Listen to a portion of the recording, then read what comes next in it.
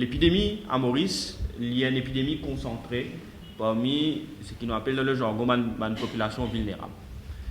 Et une grosse partie de cette population vulnérable là, c'est ce qu'on appelle un injecteur de drogue, donc des gens qui piquent.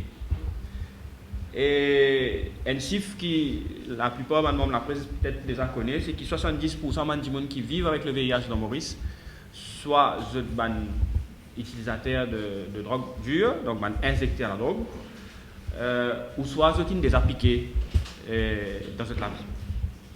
Donc 70% c'est pas rien.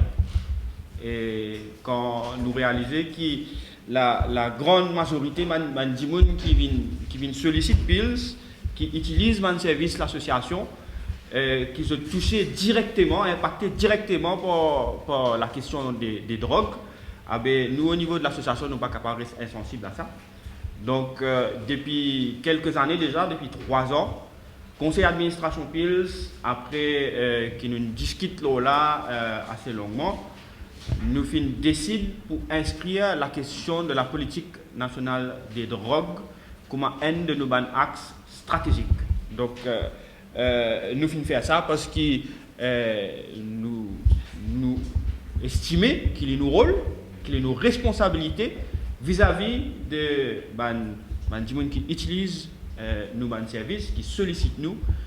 Et donc nous pensons que nous devons nos responsabilités, penchons-nous sur la question de la politique nationale des drogues.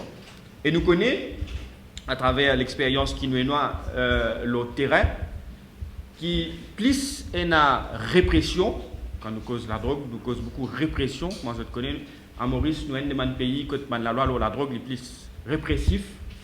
Donc quand nous cause répression, quand il y a répression, des gens qui injectés, utilisateurs de la drogue, ça fait qu'ils restent loin avec les services de santé. Donc c'est un lien direct ça. Est-ce que prison arrête la drogue? Une question qui paraît simple, mais pour somme toute reconnaître qu'il y a une réponse capable assez complexe. Alors, nous décidons donc pour poser cette question-là à l'ensemble de la population. Chez Pills, nous pas prétendons détenir le savoir infus, donc nous pas connaissons tout. C'est pour ça qu'il nous décide, à travers sa campagne-là, pour lancer un débat national que nous pose la question pas uniquement à nos gouvernants, c'est-à-dire à ceux qui sont aux commandes du pays, mais également à nos partenaires et également à l'ensemble de la population mauricienne pour qu'ils nous capables d'essayer de trouver une solution ensemble. Donc nous ne pouvons pas dire qu'il faut faire comme ça ou faire d'une autre façon, nous pouvons juste poser une question, nous pouvons dire est-ce que prison arrête la drogue? Et il prend tout son sens, sa campagne-là. Quand nous sommes dans le sillage, comment je connais, nous actuellement, nous avons une commission d'enquête sur la drogue qui est en cours, qui est présidée par l'ancien juge Paul Lam Changlin. Elle est encore plus relevante parce que si vous n'êtes pas au courant, il y a cette année-là l'Assemblée spéciale des Nations Unies, qui nous appelle l'UNGAS, entièrement dédiée à la question de la drogue.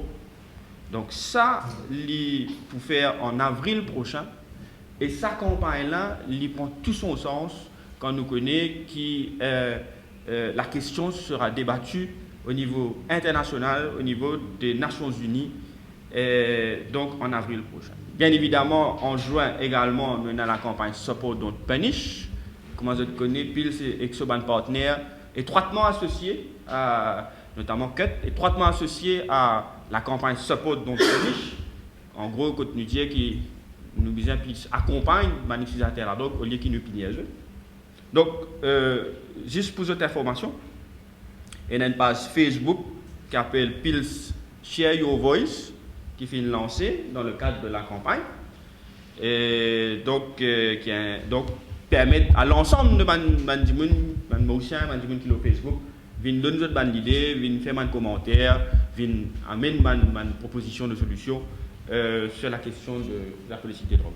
Depuis 30 ans, la seule approche que l'on a connue à Maurice, ça a été de l'approche répressive qui n'a fait qu'augmenter les problèmes de santé, de VIH, d'hépatite C, de criminalité. Et tout ça, ce sont des constatations de terrain. Les seuls moments où on a eu une baisse dans l'incidence du VIH, une baisse dans l'incidence de la criminalité, ça a été avec l'introduction de la méthadone, et donc une dose de santé publique et de droits humains et des programmes d'échange de seringues. Voilà. Maintenant, l'année dernière, ces programmes ont été remis en cause. La méthadone remplacée en induction par 2 molécules dont on attend toujours les résultats. Et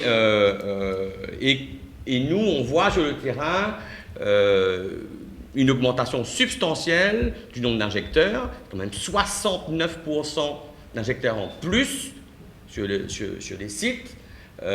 C'est quand même extrêmement inquiétant. Et des gens qui disent avoir arrêté le programme de méthadone, entre autres, parce que la façon dont elle est distribuée devant les postes de police aujourd'hui est problématique. Donc, on a souhaité aussi vraiment s'associer à cette mouvance mondiale, comme l'a dit Nilen, sur ce questionnement du war on drugs au niveau international. Et on espère que les choses vont évoluer dans plus de justice sociale, plus de santé et plus de droits humains dans les années à venir.